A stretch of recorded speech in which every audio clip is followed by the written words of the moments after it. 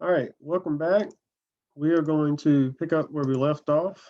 So just previously, we created a triangular irregular network to represent our stream bed for all of the streams that feed Pool 4 and Pool 5 of the Kentucky River.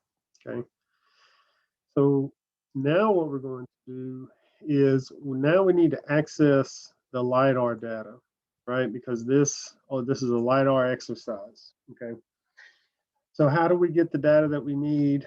Uh, you have to have already decided your study area, right? And we did Pool 4 and Pool 5. And what I did, I merged the files together so that I could just kind of make out where the large connected streams were, right, in the different flood areas, right? And then let's look at that a little closer here.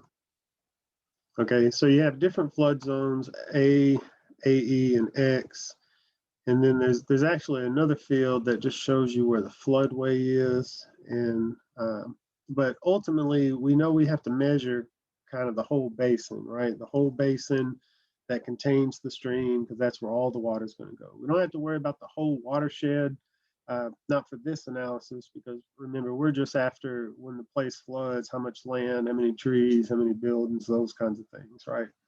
Uh, so, so you just want to find those tiles that intersect your area. And I determined for me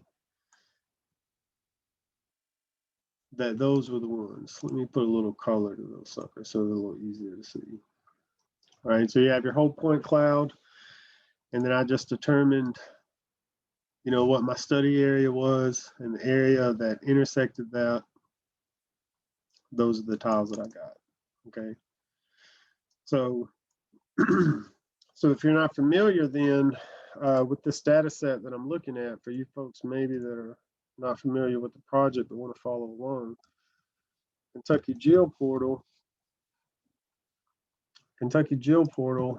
offers the LiDAR data for our state, and it goes all the way back to like 2010, and they've already started making second passes over the state. So for a lot of places, you can do time change analysis, and we'll start looking at that as we keep going here. But the cloud index is right there, and you can download that as a shapefile, and that's what I'm viewing in my map.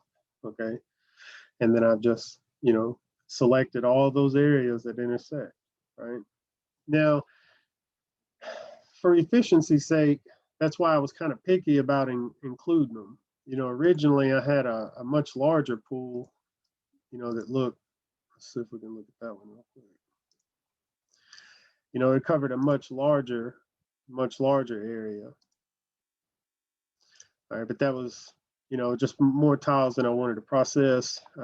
Maybe that's more accurate if we just include the next pool.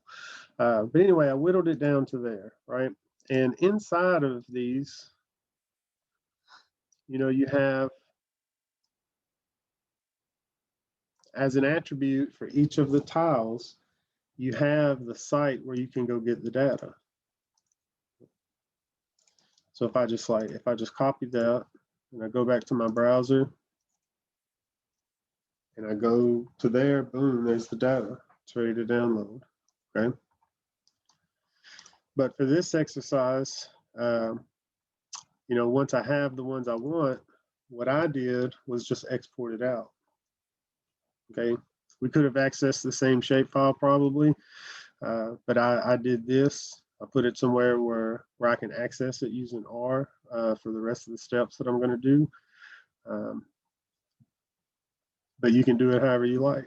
Okay. So anyway, you put it where you want, and just remember to put an extension with it, right? CSV, and then I'm able to have it as a CSV that I can open directly in R. All right. So that's it. That's how you get the data that we need for this project. And remember, this is the LiDAR data for Pool 4 and Pool 5 of the Kentucky River. And in the next video, we're going to open up, we are going to be in R, and we're going to use R to download all of our data. All right. So I'll see you there.